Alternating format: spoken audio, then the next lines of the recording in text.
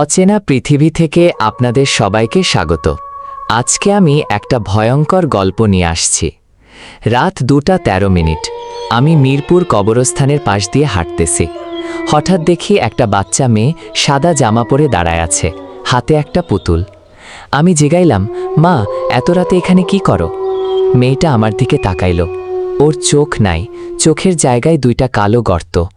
ফিস ফিস কইরা কইল, ভাইয়া, আমার পুতুনা পড়ে গেছে কবরের ভিতর, একটু তুলে দিবা? আমি নিচু হয়ে কবরের দিকে তাকাইলাম। দেখি কবরের ভিতর আমারই লাশ শুয়ে আছে, আমার বুকের উপর ওই পুতুলটা, আর পুতুলটা আমার দিকে তাকায় হাসতেছে। মেয়েটা আমার কানের কাছে আইসা কইল, এইটা আমার নতুন পুতুল, তোমার জানটা আমি নিলাম, এখন তুমি আমার সাথে খেলবা সারা জীবন। আমি দৌড় দিতে গেলাম, কিন্তু পা নড়ে না। নিচে তাকায় দেখি মাটি থেকে শত শত হাত বের হয়ে আমার পা টেনে ধরছে। এখন রোজ রাত 2:13 আমার খাটের নিচে থেকে শব্দ আসে, ভাইয়া, খেলবা না? আপনিও আমার সাথে খেলতে চান?